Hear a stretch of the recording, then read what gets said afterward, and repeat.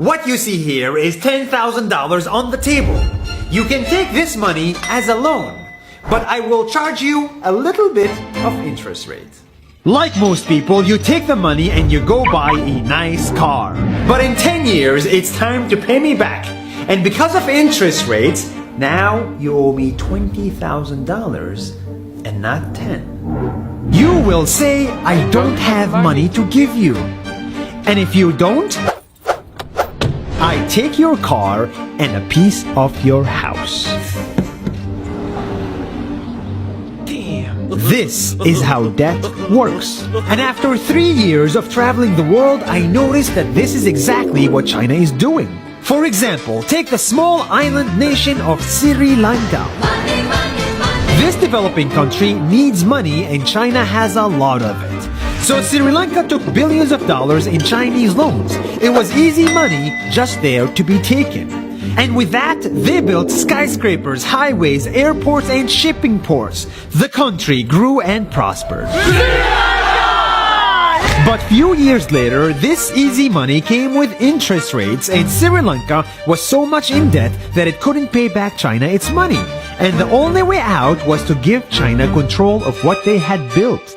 In other words, Sri Lanka lost a piece of its home to China because of debt. This is the Chinese money trap. And it's a real thing I saw all over the world.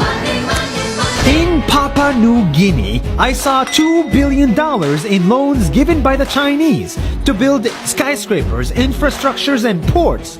But there is no way this remote developing country can pay it back or its interest rate, and the only way out is to give China control of the country. In the Maldives, Pakistan, Malaysia, Laos, Kazakhstan, Mongolia, Egypt, Kenya, and South Africa, the same thing is happening, and many countries are struggling to pay back Chinese loans. If you look closely, all these infrastructure projects like highways, ports, and bridges connect to China through the sea or through the land to form something far bigger, far more powerful than just a bridge. A new Silk Road.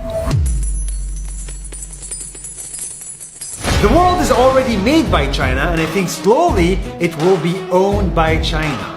Don't get me wrong, building bridges, ports, highways, and airports is a great thing for the people and the country, but they come at a very high cost. And when these countries can't pay back the loans, these countries will lose their homes. One thing my parents had taught me is that there's no such thing as a free lunch or a free ride. So if we're not careful with our money or other people's money, then we better start learning Chinese. 下周见。